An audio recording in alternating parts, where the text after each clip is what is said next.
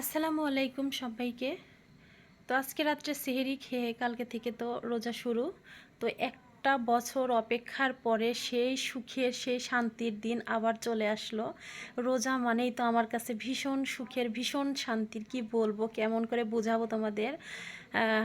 মানে আসলে বললে হয়তো বা বলবে যেটা আবার মানে ভিডিওতে বলার কি আছে, বিশ্বাস করো।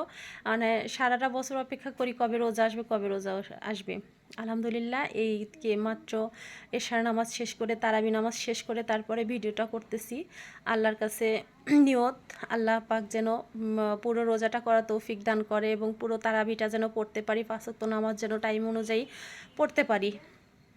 তো আল্লাহর কাছে এটাই চাওয়ার। আর তোমরা সবাই দোয়া করো আমার যেন এই নিয়তটা আল্লাহ পাক কবুল করে, আর তোমরা দোয়া করবে অবশ্যই যেন এটা হয়, এটা যেন করতে পারি, আমি যেন অসুস্থ না হই, কোনো ঝামেলা যেন না হয়, কোনো সমস্যায় যেন না পড়তে হয়।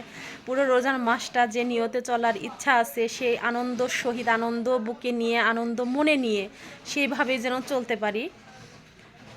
তো যাই হোক, প্রথম মানে সেহরিতে সবাইকে অনেক অনেক শুভেচ্ছা জানাই। সেহরিতে পারলে ভিডিও করব, প্রথম সেহরি বলে কথা।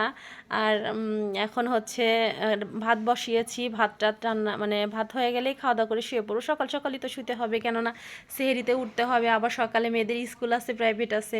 আমার তো নাজেহাল অবস্থা, তারপরেও যে কি পরিমাণে আনন্দ কাজ করতেছে কি বলবো তোমাদের, ভীষণ আনন্দ কাজ করতেছে যে কালকে থেকে রোজা থাকবো, সেহরিতে উঠতে হবে, ইফতার করতে হবে, মানে সব কিছু মিলায় বিশেষ করে। তো যেটা বলতেছিলাম সেটা হচ্ছে কি বলে, বিশেষ করে সবচেয়ে ভালো লাগার জিনিস রোজার মধ্যে কি আমার কাছে জানো, তারাবি নামাজটা। মানে আলাদা রকমের একটা ভালো লাগা, আলাদা রকমের একটা শান্তি। তো যাই হোক, খুব ভালো থাকো, খুব সুস্থ থাকো, দেখা হবে কালকে।